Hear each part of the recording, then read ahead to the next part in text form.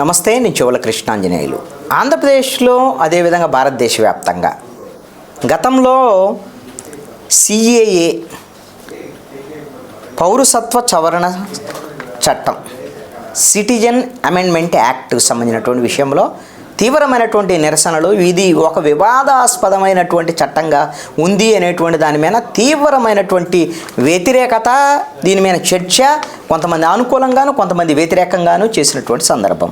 అయితే ఈ సందర్భంలో ఇప్పుడు మరొకసారి సిఏఏకి సంబంధించినటువంటి చర్చ మరొకసారి తెర మీదకు వచ్చింది. కేంద్ర మంత్రిగా ఉన్నటువంటి శంతను ఠాకూర్ ఈయన పశ్చిమ బెంగాల్కి వెళ్ళి ఒక కీలకమైనటువంటి ప్రకటన చేశారు. సిఏఏని వారం రోజుల్లో భారతదేశంలో మళ్ళీ దీన్ని అమల్లోకి తీసుకురాబోతున్నాము అనేటువంటి విషయాన్ని ఆయన చెప్పారు. అయితే ఇది ఆల్రెడీ 2019లోనే మోదీ సర్కారు దీని మీద ఆల్రెడీ చట్టం చేసింది. అయితే దీని మీద భారతదేశ వ్యాప్తంగా తీవ్రమైనటువంటి వ్యతిరేకత వచ్చినటువంటి నేపథ్యంలో దీన్ని అమలు చెయ్యలేదు. కానీ ఇప్పుడు ఒక వారం రోజుల్లోనే దీన్ని అమలు చేస్తామనేటువంటి విధంగా శంతను ఠాకూర్ చెప్పటం ఒకటి. అదేవిధంగా ఒక నెల రోజుల ముందు కేంద్ర హోంమంత్రి అమిత్ షా కూడా ఒక ప్రకటన చేశారు.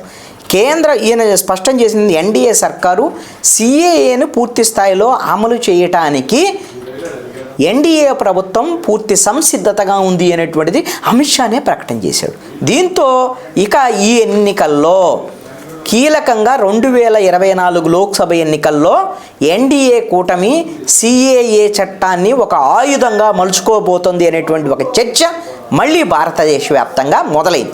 అసలు ఈ సిఏఏ చట్టం ఏమిటి అనేటువంటి దానికి ఒక్కసారి మనం గమనిస్తే, పాకిస్తాన్, బంగ్లాదేశ్, ఆఫ్ఘనిస్తాన్ నుంచి ముస్లిమేతర వలసదారులు ఎవరైతే భారతదేశానికి వచ్చారో వాళ్ళు 2014 డిసెంబర్ 31కి ముందు భారతదేశానికి వలస వచ్చిన వాళ్ళు అయి ఉంటే వాళ్ళలో హిందువులు, సిక్కులు, జైనులు, బౌద్ధులు, పార్సీలు, క్రైస్తవులు వీళ్ళందరికీ కూడా మన భారతదేశ పౌరసత్వం ఇచ్చేస్తారు.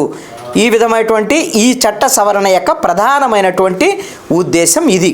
వాళ్ళ యొక్క పౌరసత్వం గడువు ముగిసినా సరే వాళ్ళు ఈ సిఏఏ చట్టం ప్రకారంగా వాళ్ళు దరఖాస్తు చేసుకుంటే దీన్ని వాళ్ళు భారతదేశ పౌరులుగా, పూర్తి స్థాయి పౌరులుగా ఉండేదానికి అర్హులు. ఈ మేరకు 1955 నాటి పౌరసత్వ చట్టానికి కూడా ఎన్డీఏ సర్కారు సవరణ చేసింది. ఇది సిఏఏ బిల్లును తొలుత 2016లో పార్లమెంట్లో ప్రవేశపెట్టినటువంటి పరిస్థితి ఉంది. అప్పటి ఎన్డీఏ మిత్రపక్షమైనటువంటి అస్సాం గణ పరిషత్తు దీన్ని తీవ్రంగా వ్యతిరేకించినటువంటి పరిస్థితి ఉన్నటువంటి నేపథ్యంలో 2019లో ఈ బిల్లును ఉభయ సభలు ఆమోదించి రాష్ట్రపతి ఆమోదం మేరకు ఇది చట్ట రూపంలో వచ్చింది. కానీ దీన్ని అమలు చేయడానికి అన్ని వర్గాల నుంచి కొంత వ్యతిరేకత వచ్చిన నేపథ్యంలో ఈ చట్టం అమలుకు నోచుకోలేదు. అయితే ఈ చట్టంలో ఉన్నటువంటి ముఖ్యమైనటువంటి అంశాలు ఏమిటి అంటే, ఈ గడువులోపు అంటే డిసెంబర్ 2014 ముందు భారత్కు వలస వచ్చినటువంటి వాళ్ళు ఎవరైతే ఉన్నారో మతపరమైనటువంటి మైనారిటీలకు 6 ఏళ్లలోపు పౌరసత్వం కల్పించడం అనేటువంటిది ఈ సిఏఏ యొక్క ప్రధానమైనటువంటి ఉద్దేశం. అంటే పౌరసత్వం అనేటువంటిది మత ప్రాతిపదికన ఇవ్వటం అనేటువంటిది భారతదేశంలో ఇదే మొదటిసారి. కాబట్టి ఇది అందుకని వివాదాస్పదమైనటువంటి అంశం ఉంది. అయితే వాళ్ళు భారత్లో కనీసం 11 ఏళ్ళుగా నివసిస్తూ ఉండాలన్న నిబంధన కూడా గతంలో ఆ విధమైనటువంటి నిబంధన 1955కు ముందు ఉంది. పౌరసత్వం ఎవరికి ఇవ్వాలి ఏంటి, 11 ఏళ్ళు మినిమంగా భారతదేశంలో ఉండాలి. దాన్ని ఏం చేశారు, సవరణ చేసి 5 ఏళ్ళు ఉంటే చాలు. ఏది 2014 డిసెంబర్ 31 నాటికైనా 5 ఏళ్ళు ఉండే వాళ్ళకు కూడా ఇచ్చేస్తారు. అయితే సిఏఏ పరిధిలో ముస్లిం మైనారిటీలను చేర్చకపోవటం అనేటువంటిది కూడా ఇక్కడ వివాదాస్పదం. అంటే మిగతా ఎవరైతే సిక్కులు, హిందువులు, బౌద్ధులు, జైనులు, పార్సీలు, క్రైస్తవులు వీళ్ళైతే ఇతర దేశాల నుంచి ఎవరైతే వస్తారో, పాకిస్తాన్, బంగ్లాదేశ్, ఆఫ్ఘనిస్తాను వాళ్ళ నుంచి దేశాల నుంచి వస్తారో వాళ్ళకు మాత్రమే ఈ సిఏఏ ద్వారా పౌరసత్వం కల్పిస్తున్నారు. మరి ముస్లింలు దీంట్లో చేర్చలేరు. ఇది అందుకని దీని మీద ముస్లింల్లో కొంత వ్యతిరేకత, ఆందోళన వస్తున్నటువంటి పరిస్థితి ఉంది. ఈ వ్యతిరేకత కారణాలు ఇవన్నమాట. అయితే ఈశాన్య రాష్ట్రాలు పశ్చిమ బెంగాల్తో పాటు దేశ రాజధాని ప్రాంతంలో పాక్, బంగ్లా, ఆఫ్ఘన్ నుంచి వలస వచ్చినటువంటి ముస్లిమేతరులు, మైనారిటీలు అధిక సంఖ్యలో ఉండేటువంటి అవకాశం ఉంటుంది. అసలు వాళ్ళే ఆయా రాష్ట్రాల్లో పశ్చిమ బెంగాల్తో పాటు కొన్ని ఈశాన్య రాష్ట్రాలు, ఢిల్లీ, వీళ్ళ ప్రభావం ఎక్కువ ఉంది. అందుకని వాళ్ళని ఆకర్షించడం అనేటువంటిది రాజకీయ పార్టీలకు ఎన్నికల సమయంలో కీలకంగా ఉంటుంది. అంటే వాళ్ళందరిని ఆకర్షించడమే లక్ష్యంగా ఇప్పుడు ఈ విధమైనటువంటి సిఏఏ కూడా తీసుకొస్తున్నారు అనేటువంటిది. అయితే కీలకంగా బెంగాల్లో మతువా సామాజిక వర్గం, ఈ మతువా సామాజిక వర్గము బంగ్లాదేశంలో ఉండేటువంటి ముస్లింల అణచివేత, తీవ్ర హింసాకాండ తట్టుకోలేక 1950 నుంచి వలసలు బంగ్లాదేశ్ ఈశాన్య రాష్ట్రాలకు వచ్చినటువంటి పరిస్థితి ఉంది. వీళ్ళు మతువా కమ్యూనిటీ, వీరంతా కూడా 1990 నాటికే పశ్చిమ బెంగాల్కి వచ్చారు.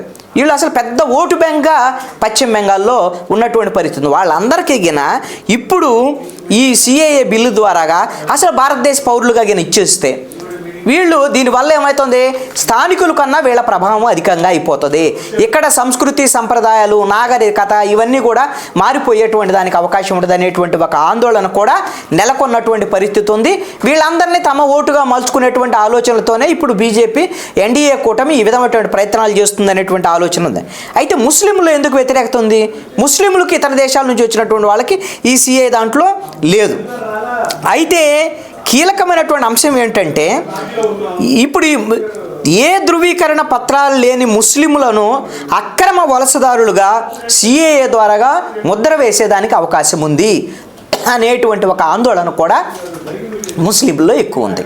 అంటే వాళ్ళనేమో హిందువులుగా ఉన్నటువంటి వాళ్ళని బౌద్ధులు, పార్సీలు, క్రైస్తవులు వాళ్ళందరినీ కూడా ఏమో ఇతర దేశాల నుంచి వస్తేనేమో మనకి వాళ్ళు నిర్ణీత గడువులోపు ఇక్కడ ఉంటే వాళ్ళందరినీ భారతదేశ పౌరులుగా చూస్తున్నారు.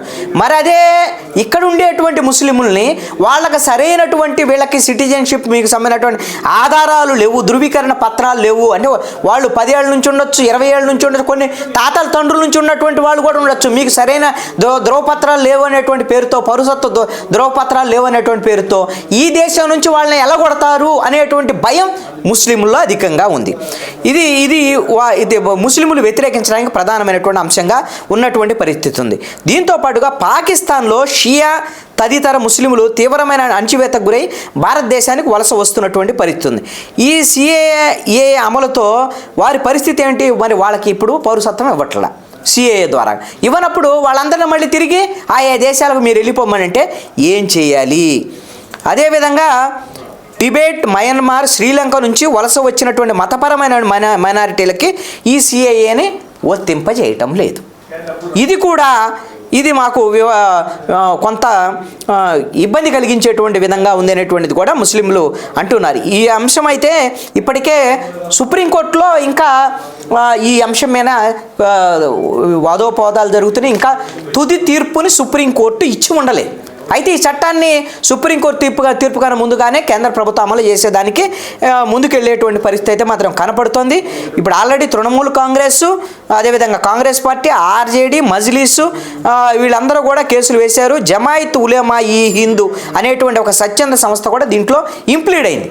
ఇవన్నీ వాదోపవాదాలు విచారణలో తుది చేసుకొచ్చింది. దీని మీద ఇంకా తీర్పు ఇచ్చి ఉండలేదు. మరి ఇప్పుడు సుప్రీంకోర్టు ఈ కేసు తుది తీర్పు వెలువరించకముందే చట్టం చేసింది కాబట్టి కేంద్ర ప్రభుత్వం ఈ ఎన్నికల్లోపు ఇంప్లిమెంట్ చేస్తున్నాం అన్నారనుకోండి, సుప్రీంకోర్టు మరి ఏమన్నా దీన్ని నిలుపుదల చేయడానికి అవకాశం ఉండకపోవచ్చు. ఎందుకంటే ఆల్రెడీ చట్టమైన తర్వాత, రాష్ట్రపతి ఆమోదం పొందిన తర్వాత దీన్ని మరి ఎలా నిలుపుదల చేయడానికి అవకాశం ఉంటుంది? సుప్రీంకోర్టు మరి తుది తీర్పు ఏమి ఇవ్వబోతుంది అనేటువంటిది కీలకమైనటువంటి అంశం. అయితే దీంతోపాటు ఎన్ఆర్సీకి సంబంధించినటువంటి ఒక రగడ కూడా ఉంది. ఈ ఎన్ఆర్సీ ఏంటి? జాతీయ పౌరుల రిజిస్టర్ ఎన్ఆర్సీ. దీనికి సంబంధించి అక్రమ వలసదారులను గుర్తించి వెనక్కి పంపటం దీని యొక్క ప్రధానమైనటువంటి ఉద్దేశం అనేటువంటిది ఎన్ఆర్సీ. అంటే ఏకకాలంలో ఇతర దేశాల నుంచి వచ్చేటువంటి కొన్ని దేశాలకు సంబంధించినటువంటి హిందూ, సిక్కు, జైనులు, బౌద్ధులు వీళ్ళందరూ, క్రైస్తవులు వీళ్ళందరికీ వాళ్ళకి పౌరసత్వం ఇవ్వటం, అదేవిధంగా ఎన్ఆర్సీ పేరుతో ఈ విధంగా కొంతమందిని ఈ దేశ పౌరులు కాదు అని గుర్తించి వాళ్ళని పంపేటువంటి ప్రయత్నాలు చేస్తున్నారు అనేటువంటిది ఒక భయం అనేటువంటిది ఉంది. ఇది 2020 అస్సాంలో ఈ ఎన్ఆర్సీని అమలు చేశారు. ఈ ఎన్ఆర్సీని ఇప్పుడు దేశవ్యాప్తంగా అమలు చేస్తామని ఎన్డీఏ బీజేపీ ఇప్పటికే ప్రకటిస్తున్నటువంటి పరిస్థితుల నేపథ్యంలో మోడీ సర్కారు ఎన్ఆర్సీని తీసుకొచ్చి ఈ విధమైన సిఏని కానీ అమలు చేస్తే మరి భారతదేశంలో ముస్లింలకి తీవ్రమైనటువంటి నష్టం జరుగుతుంది అనేటువంటి ఒక ఆందోళన ముస్లింల్లో ఉంది. అదేవిధంగా ముస్లింలకు అనేటువంటిదే కాదు, అసలుకి భారత భారతదేశంలో ఎవరు ఉండాలి ఎవరు ఉండకూడదు అనేటువంటి అంశము మత ప్రాతిపదికన మీరు ఎలా నిర్ణయిస్తారు? ఇది భారత రాజ్యాంగంలో మనం రాసుకున్నటువంటి మన లౌకిక రాజ్యం అనేటువంటి దానికి ఇది పూర్తి విరుద్ధమైనటువంటి అంశంగా ఉంది. కొన్ని మతాల వాళ్ళకు మాత్రమే పౌరసత్వం ఇక్కడ కల్పిస్తూ వచ్చినటువంటి వలసదారులకి, మరి ముస్లింలకు సంబంధించినటువంటి వాళ్ళకి ఆ విధంగా వలసదారులకి అవకాశం కల్పించకపోవటం, ఒకవేళ ముస్లింలు ఉంటే వాళ్ళ తాతల తండ్రుల దగ్గర నుంచి ఉన్నా సరే మీకు ఆ విధమైనటువంటి ఆధారాలు లేవని వాళ్ళని భారతదేశం నుంచి బయటికి పంపించేటువంటి ప్రయత్నాలు కొనసాగేటువంటి వీటిని అంగీకరించబోము అనేటువంటిది భారతదేశ వ్యాప్తంగా వస్తున్నటువంటి ఎన్డీఏకి వ్యతిరేకంగా బీజేపీకి వ్యతిరేకంగా వస్తున్నటువంటి చర్చ. మరి దీన్ని 2000 ఎన్నికలకు ముందే 24 ఎన్నికలకు ముందే మరి ఎన్డీఏ ప్రభుత్వం ఈ ఎన్నికల్లో లాభం పొందడం కోసం మరి ఏమైనా కఠినమైన నిర్ణయం తీసుకొని ముందుకు వెళుతుందా లేదా, మరి సుప్రీంకోర్టు ఎలా జోక్యం చేసుకుంటుంది ఏమిటి అనేటువంటి మరొక్కసారి సిఏఏకి సంబంధించినటువంటి ఈ చట్టం అమలుకు సంబంధించినటువంటి చర్చ ప్రజల ముందుకు వచ్చింది.